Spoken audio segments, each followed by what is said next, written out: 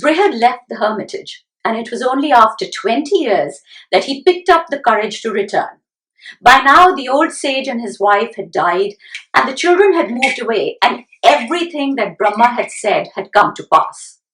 The son had moved to the next town where he lived in utter poverty with his wife and his two children. He worked as a coolie, a porter, and all he had to his name, as Brahma had said, was one buffalo on which he carried his load and one sack of rice with which he fed his family.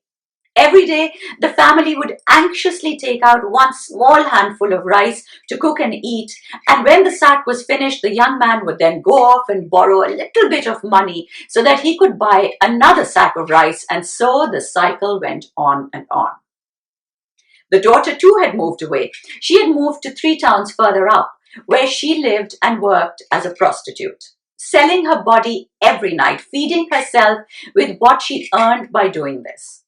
And when Brihad saw what had happened to his master's children, he sat down and he cried.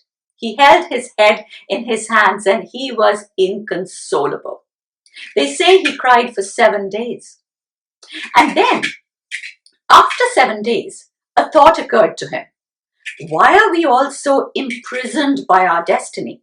Destiny is simply a path, it's a road.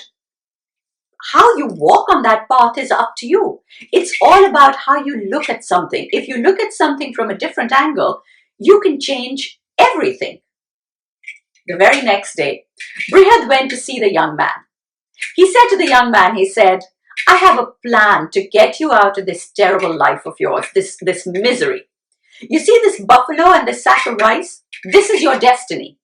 Brahma has said that this will be your lot in life, which means that it will always be yours.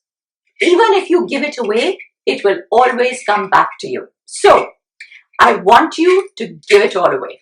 Sell the buffalo, and with the money that you get from selling it, buy food, add the sack of rice to it, cook it, and then feed everyone in the town with that food. But remember, you have to give it all away.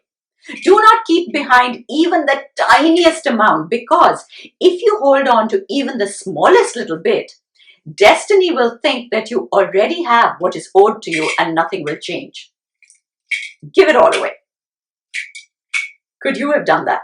Given everything away that you have? I don't think I could have. The young man couldn't either.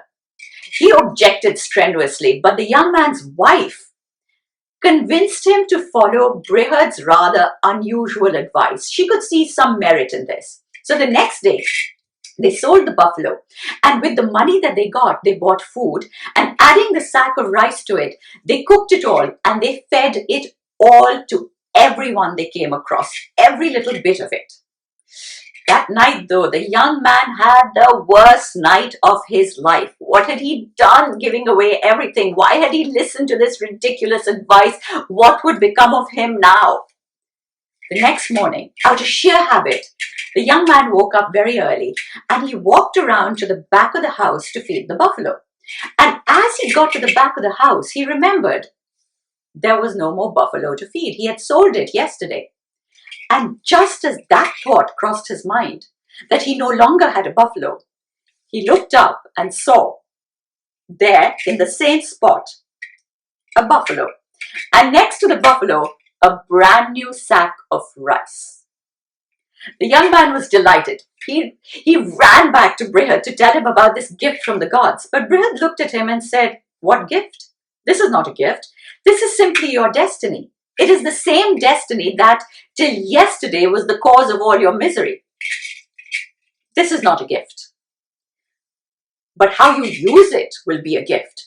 Now go back and sell the buffalo again and buy food, and as you did yesterday, add that to the sack of rice and feed everyone with it, give it all away. And from now, you will do this every day for the rest of your life." You know, it always sounds so simple in stories, but it can't have been easy to give away everything that you have. Every day a new buffalo and a new sack of rice would arrive.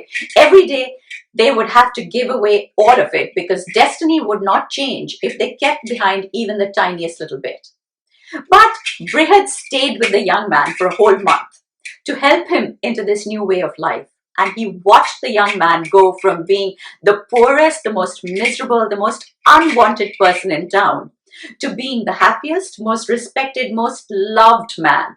The man who fed everyone every day at his own expense, keeping behind nothing for himself. And once Brihad had settled the young man and his family into this new life, he set off to find the daughter, to see if he could change her destiny as well.